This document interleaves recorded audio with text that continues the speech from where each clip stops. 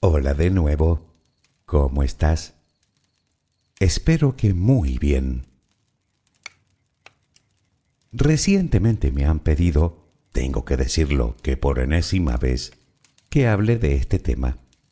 Y te confieso que llevo años pensando si hacerlo o no.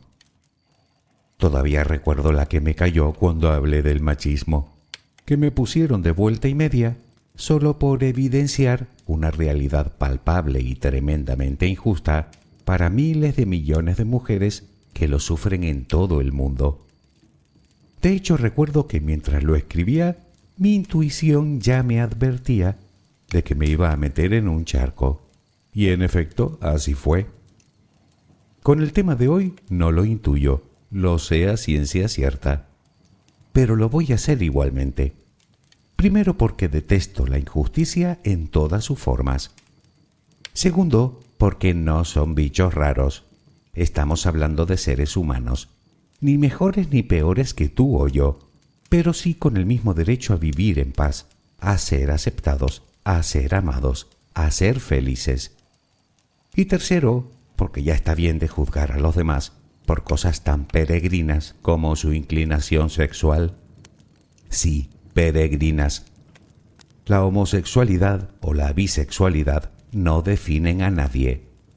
Mucho más nos define la intolerancia, la maldad, la ignorancia o la estupidez.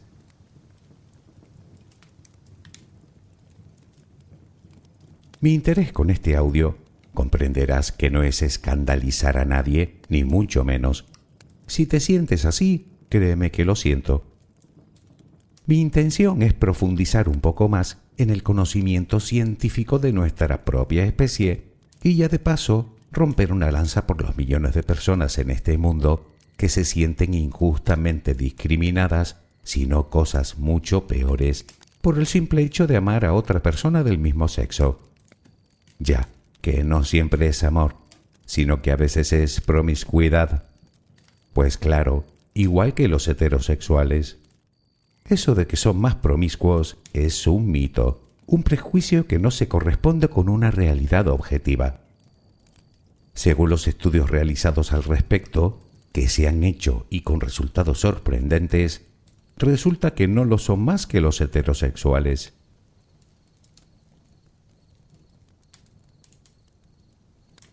Pero dejémonos de mitos y dispongámonos a contestar algunas preguntas. ¿Por qué no todos somos heterosexuales? ¿Es genético? ¿Es una elección? ¿Existe la homosexualidad en otras especies animales o es un comportamiento único del ser humano? ¿Desde cuándo existe la homosexualidad en la humanidad? Y una pregunta aún más interesante. Si la evolución está basada en el comportamiento que favorece el éxito reproductivo y por ende la supervivencia de la especie, ¿cómo se explica la conducta homosexual? Permíteme acompañarte mientras concilias el sueño y hablaremos de todo ello. Relajemos primero cuerpo y mente.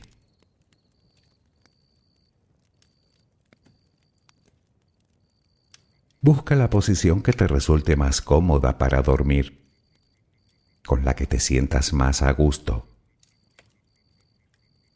Recuerda que siempre puedes colocarte boca arriba, con los brazos a los costados y con las piernas ligeramente separadas. Cierra los ojos si aún no lo has hecho. Intenta que los párpados estén lo más relajados posible. Toma aire profundamente por la nariz. Reténlo un par de segundos y suéltalo lentamente. Lo hacemos otra vez, pero en esta ocasión con la respiración abdominal. Inspira, reténlo, suelta. Nota cómo el abdomen sube y baja mientras que tu pecho permanece inmóvil. Una última vez. Inspira, reténlo y suelta.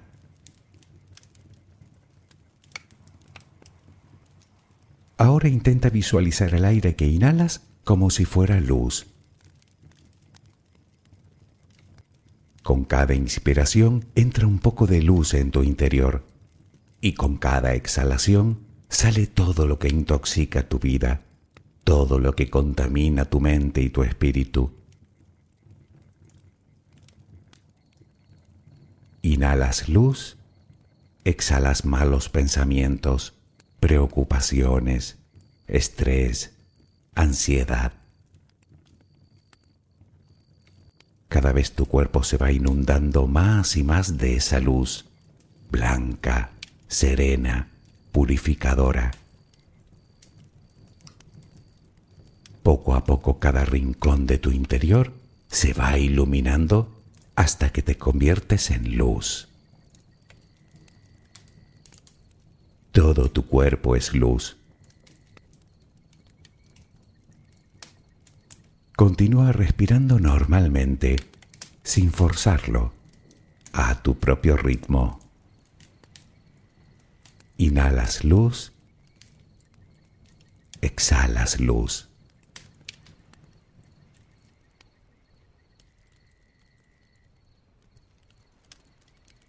Ahora comenzaremos a relajar todo nuestro cuerpo. Empezamos por los pies. Nota cómo se relajan. El pie derecho, el pie izquierdo.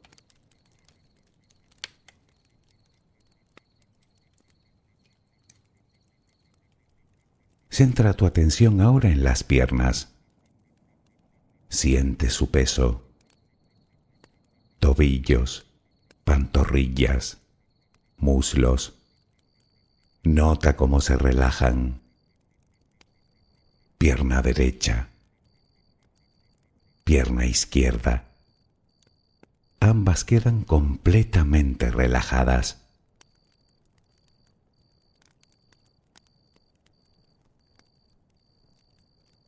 Toma conciencia de tu cadera. Sientes cómo se relaja, cómo se relajan tus glúteos.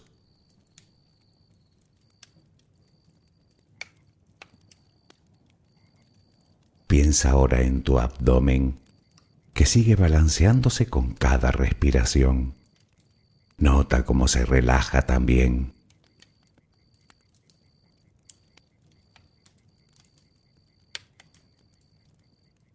Tu pecho, que permanece inmóvil, también se va relajando.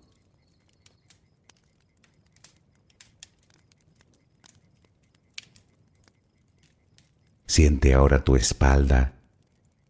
Sientes que cada vez pesa más y más. Desde la cadera hasta el cuello, todos los músculos de la espalda quedan completamente relajados. Notas como ya no hay tensión en ella.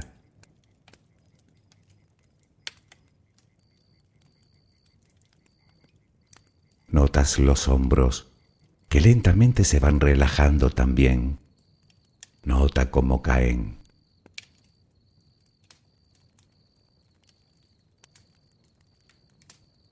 Presta atención ahora a los brazos.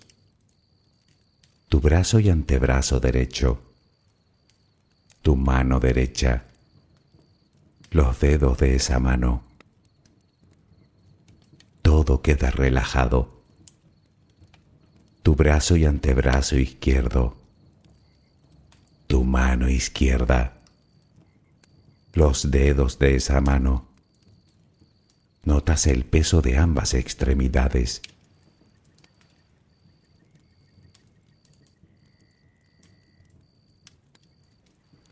Dirigimos ahora nuestra atención al cuello. Visualízalo. Notas cómo los músculos se van relajando también.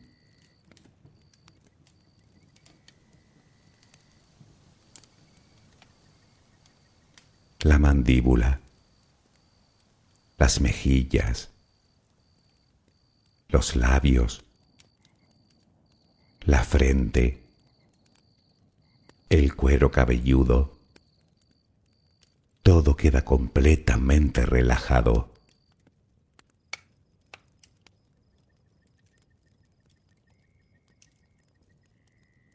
Sigue respirando, lenta y serenamente.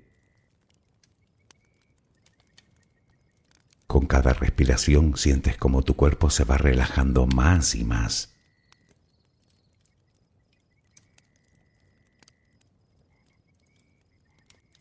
Siente cómo resplandeces de paz, de bondad, de gratitud, de calma, de compasión, de amor.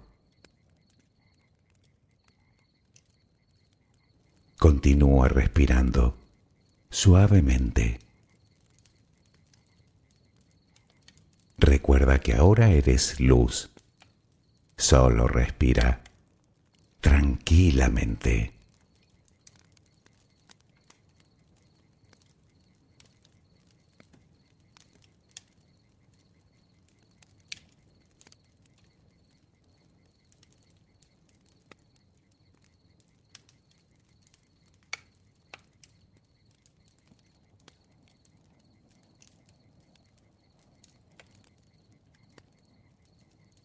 Permíteme empezar con un acertijo. ¿Qué tienen en común Sócrates, William Shakespeare, Leonardo da Vinci, Isaac Newton, Alejandro Magno, Ricardo I de Inglaterra, más conocido como Ricardo Corazón de León, Hans Christian Andersen y Miguel de Cervantes? Pues eso, todos eran homosexuales o mantuvieron una relación de este tipo en algún momento de su vida. Si investigas un poco verás que la lista es interminable. Platón, Julio César, García Lorca, George Washington, Frida Kahlo, Lord Byron, Salvador Dalí, Oscar Wilde y muchas más personas sin cuya influencia el mundo tal y como es no se entendería.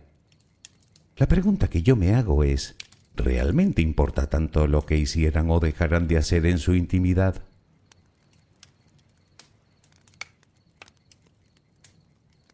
Lo cierto es que hay muchas cosas que decir sobre este tema, y muy interesantes, por cierto. Pero empecemos por lo obvio. No tiene cura. Y la razón es bien simple, porque no es una enfermedad ni nada que se le parezca, ni física ni psicológica.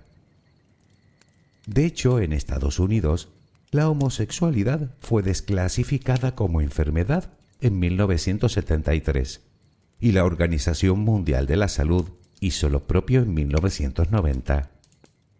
Obviamente tampoco es una maldición o un castigo divino. ¿Es un castigo divino ser rubio, o ser alto, o ser zurdo, o que te gusten las manzanas en vez de las peras? Pues igual. Creo que el único castigo que sufren muchas de estas personas, si es que se le puede llamar así, es haber nacido en una sociedad tan intolerante y tan llena de prejuicios. No digo que tú seas así, digo que en pleno siglo XXI aún existen muchos lugares en este mundo donde la homosexualidad es una vergüenza o un estigma social, cuando no directamente ilegal.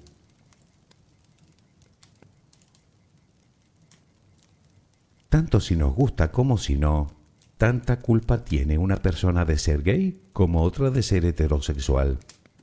Es así de simple.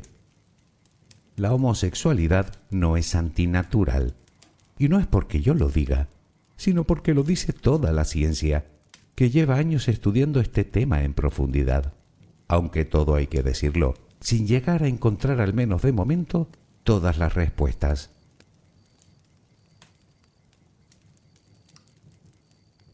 Hablar de homosexualidad no es hablar de un pequeño sector de la población, como creen algunos, sino que hablamos de millones y millones de personas en todo el mundo.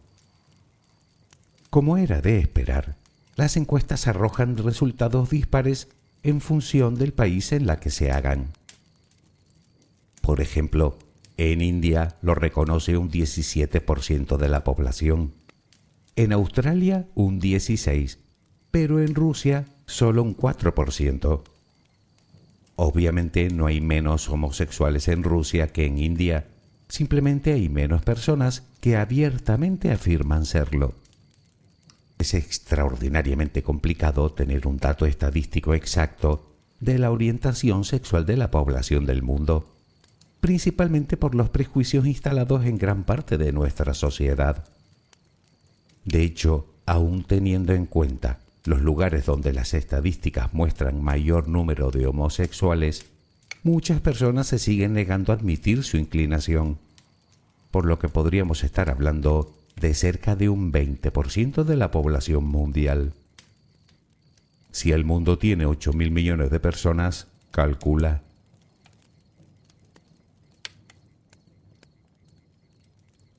Entenderás que si fuera antinatural, no habría tantas personas homosexuales y bisexuales en el mundo. Insisto, lo antinatural es no aceptar a estas personas tal y como son.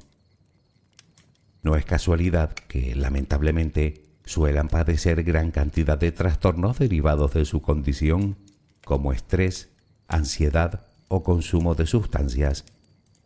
Eso por no hablar de la discriminación o de la violencia física y verbal de la que a menudo son víctimas, o de la pérdida de derechos, lo que sumado a todo lo anterior puede desembocar incluso, y no pocas veces, en el suicidio.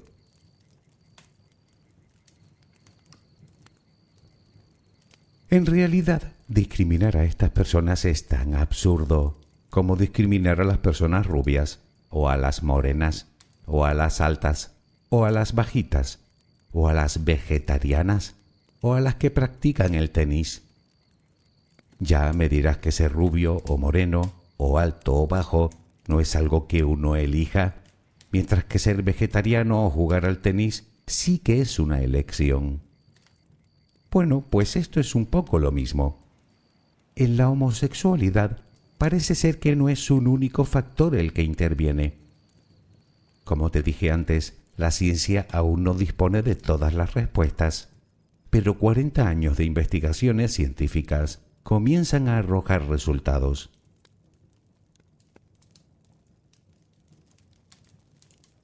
Durante mucho tiempo se pensaba que existía un gen encargado de la homosexualidad, y resulta que no es así. Ese hipotético gen no existe. Así lo revela el mayor estudio llevado a cabo en este campo, realizado hace unos años con casi 500.000 de personas.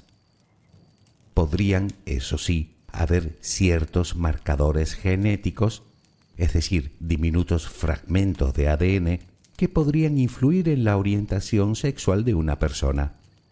Pero parece ser que ni siquiera estas influencias genéticas son definitorias, pues solo explican una pequeñísima parte del comportamiento sexual entre personas del mismo sexo. Por otra parte, también existen indicios de que la epigenética también podría jugar cierto papel en este aspecto, aunque de momento no se sabe hasta qué punto.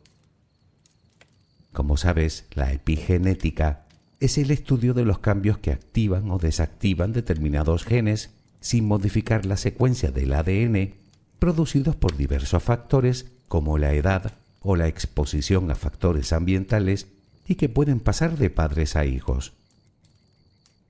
Resumiendo, no es posible predecir o identificar genéticamente la conducta sexual de un individuo.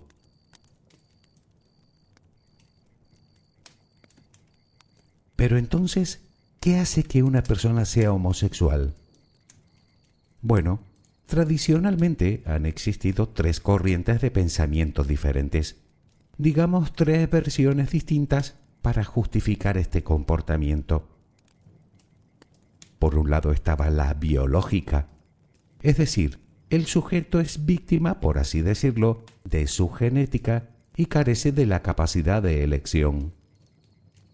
Por otro lado estaba la llamada espiritualista.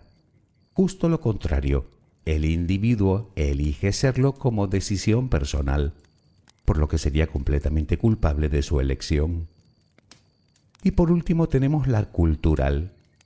Digamos que la persona homosexual lo es debido a la educación y a los condicionamientos psicoafectivos recibidos durante su infancia. O dicho con otras palabras, un homosexual lo es porque ha recibido, digamos, influencias negativas.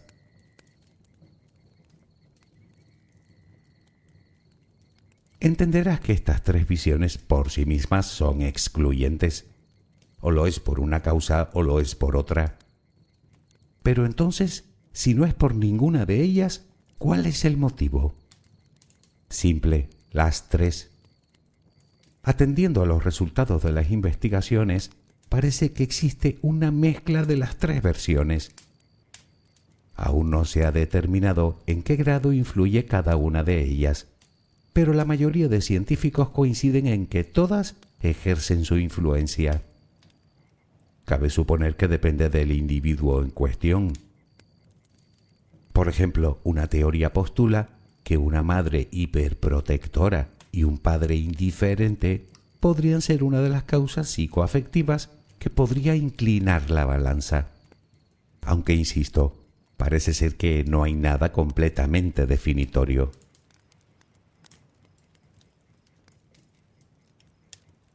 La pregunta es, ¿por qué? ¿Por qué la evolución ha creado ese comportamiento? Bueno, resulta que no es exclusivo de los humanos. ¿Sabes tú en cuántas especies animales han sido observados comportamientos homosexuales de algún tipo? ¿En una? ¿En dos? ¿En 10?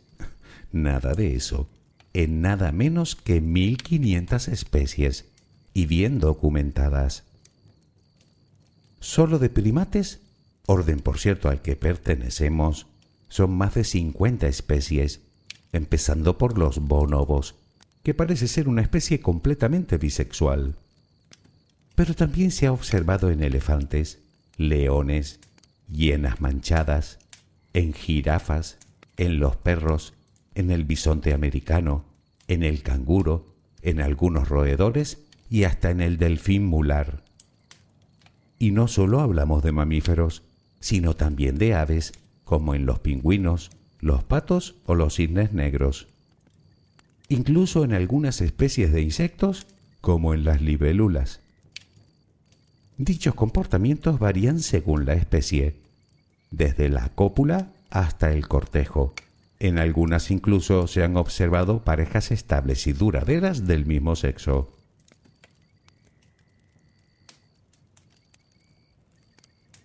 Si te preguntas el motivo por el cual tantas especies de animales tienen este tipo de comportamientos, te diré que hasta hace relativamente poco también existían varias teorías. Por un lado, había quien afirmaba que se trataba de una simple confusión de identidad. Otros decían que dichos comportamientos eran provocados por la frustración de no poder aparearse con el sexo contrario, mientras que otros se apoyaban en lo observado en los animales en cautividad, es decir, que defendían la reducida disponibilidad que viven los animales enjaulados. Sin embargo, cada vez existen más voces que defienden que la homosexualidad en los animales podría ser toda una ventaja evolutiva.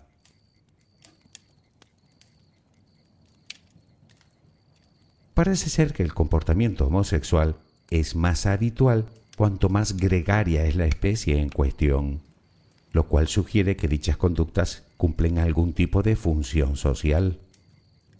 En este sentido, los investigadores apuntan al establecimiento y el mantenimiento de lazos sociales, lo cual mitiga la agresión entre los ejemplares adultos e incluso el adulticio, es decir, la muerte de los miembros rivales del mismo sexo.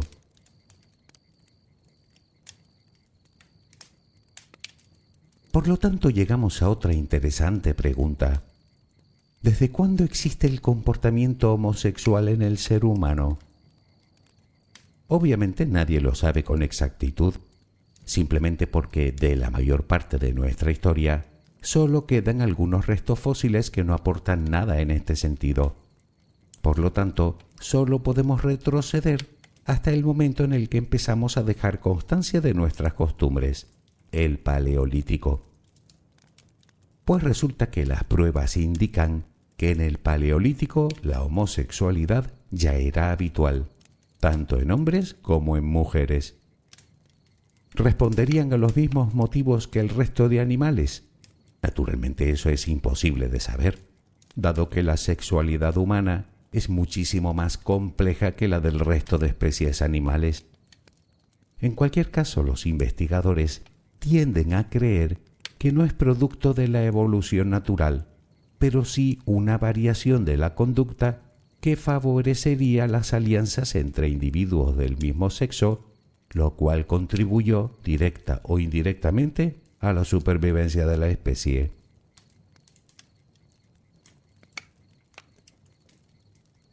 Lo que sí parece claro es que la homosexualidad ya existía al menos 27.000 años atrás.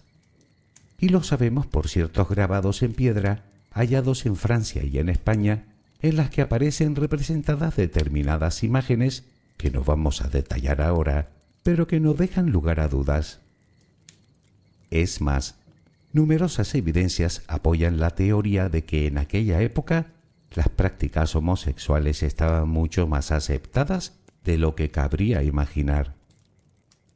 Naturalmente, con la llegada de las culturas complejas, la homosexualidad ha estado sometida a distintos niveles de aceptación o de censura, dependiendo de cada periodo. Demos un breve repaso a algunas de ellas, sin entrar en pormenores.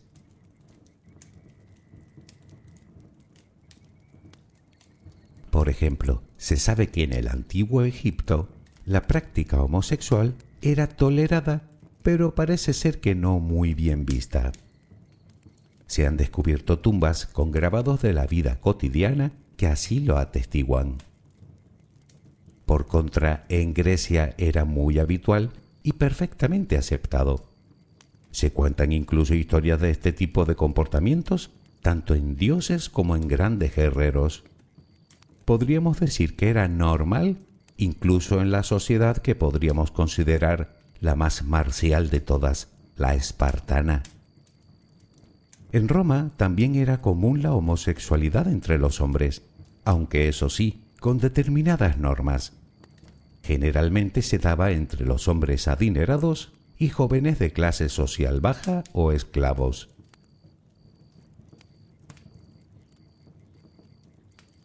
En Extremo Oriente también era práctica habitual, y no solo tolerada, sino respetada también.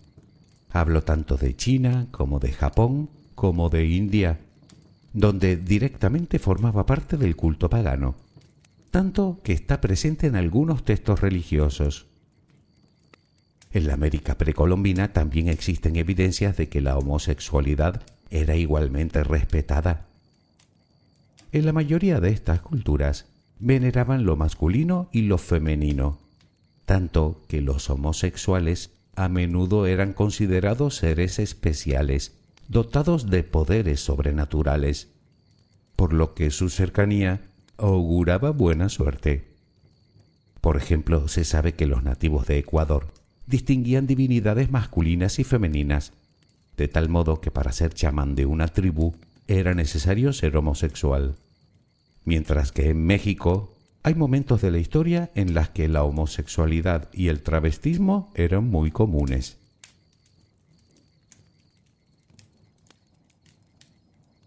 En África en general la homosexualidad era bien aceptada, pero entre los jóvenes.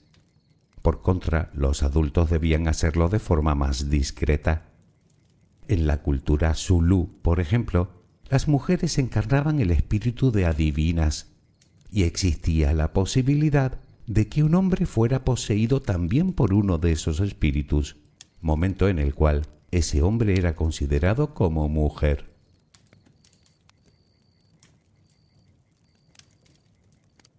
En vista de todas estas evidencias, la antropología ha llegado a la conclusión de que la homosexualidad ha sido una constante universal en todas las culturas a lo largo de la historia, en general, con más aceptación que censura. La pregunta que cabe hacerse es ¿cómo hemos llegado a este nivel de intolerancia? Bueno, existen varias razones. Entre otras, tenemos por un lado la hipermasculinidad y la misoginia, y por otro, el excesivo moralismo producto de las principales religiones monoteístas, que comenzaron a condenarlo y a perseguirlo sin tregua.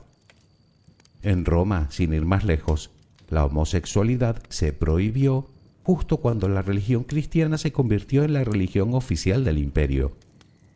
Y en América precolombina se asesinaron en nombre de esta creencia a un sinfín de nativos por esta misma razón.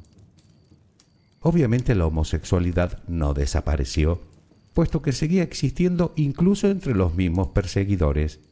Simplemente pasó a ser una práctica clandestina. De hecho, no existe constancia de ningún juicio en el que se haya condenado a alguien rico e influyente por este hecho, pero sí a personas de escalafones sociales humildes, lo cual nos da mucho en qué pensar.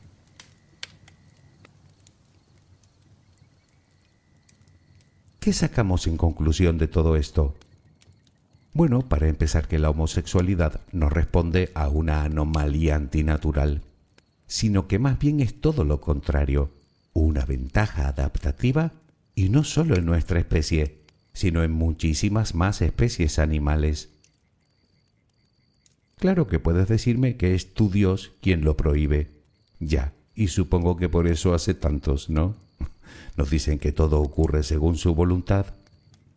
Además, si tan terrible es, resulta cuando menos curioso que el mismo Jesús no hiciera ni una sola condena explícita a la homosexualidad.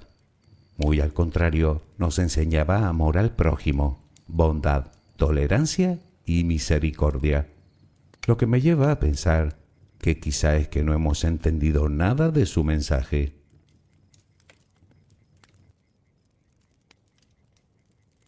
En cualquier caso, y siendo completamente sincero, hay una cosa que me entristece por encima de todas las injusticias que se cometen hoy en día contra estas personas. Y no es otra cosa que tener que hablar de esto, cuando es un tema que en pleno siglo XXI deberíamos tener más que asumido y superado. Espero que ese día llegue cuanto antes y que empecemos a respetar de una vez por todas las inclinaciones sexuales de los demás. Inclinaciones que, como comprenderás, no le incumben a nadie, salvo al que las tiene. Como se suele decir, zapatero a tus zapatos. En fin, espero que mañana tengas una maravillosa jornada. Que descanses. Buenas noches.